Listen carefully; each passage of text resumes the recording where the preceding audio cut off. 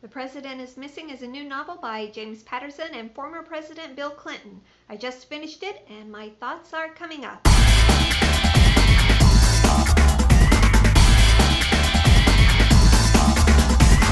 Hey guys, welcome back to Book Your Imagination. My name is Anne. I don't know what it is about former presidents and fiction, but it kind of seems to be a thing now.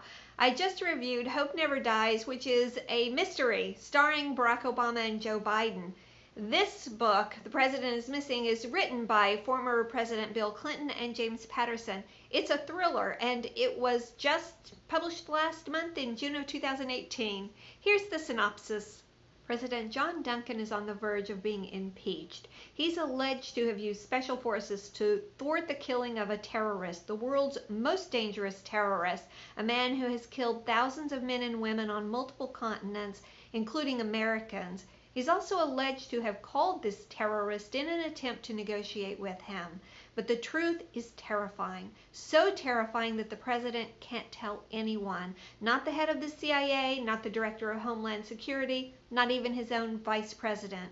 With only his chief of staff knowing the details, the president embarks on a dangerous mission to save the U.S. from a crippling and devastating terrorist cyber attack.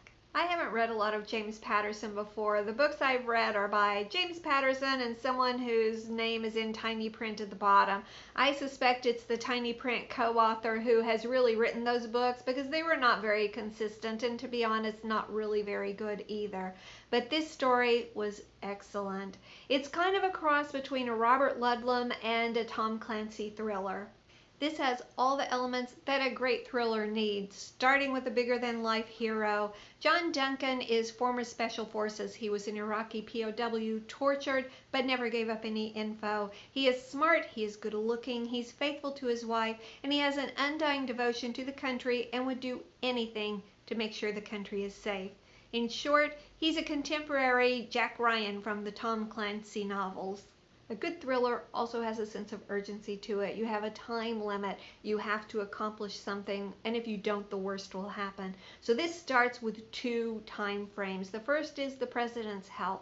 He has a blood disorder and he needs treatment, but he can't stop because of the second urgent issue, which is the terror cyber attack. It is happening and he's got to deal with it.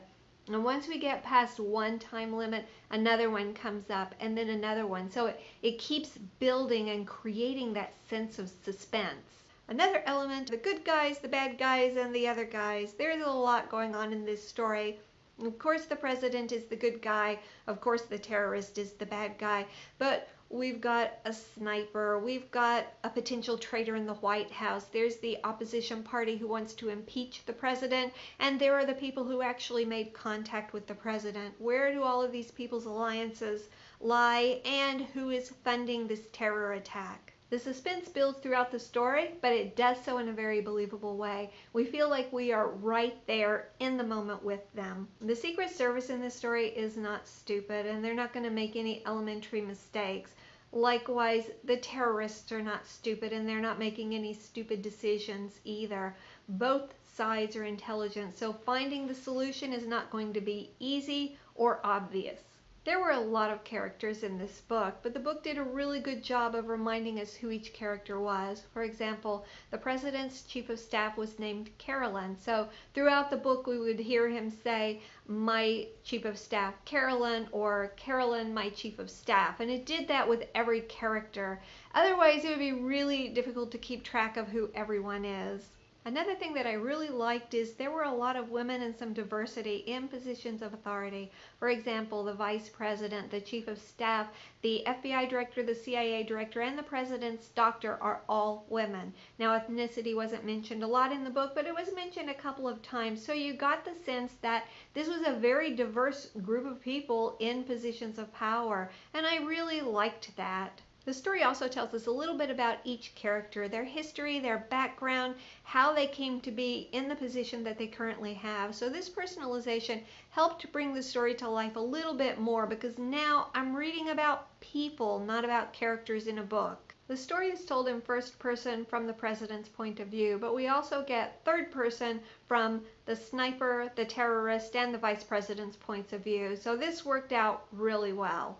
This is not a partisan book. We don't know what party the president is in. He's simply the elected party, and the other party is the opposing party. However, it does get a little preachy at the end when he delivers a speech to the joint sessions of Congress. The sentiment is correct that after an election, our elected officials need to come together and find solutions for the betterment of the entire country. And this highly partisan and vitriolic environment that our current administration has is really just not good for anyone. But it went on for 8 pages in my Kindle, and that was just way too much. The ending was good, not obvious, but also not surprising.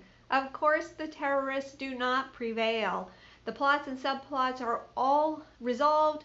We don't have any unanswered questions. We understand everything that's happened and why, and it makes complete sense. No matter what you think of Bill Clinton as a human being, if you like thrillers, then this is definitely a book worth reading. As always, this is #JMO, just my opinion. If you like what you see in here, please consider subscribing to my channel, give it a thumbs up, and leave me a comment below. Thank you for watching.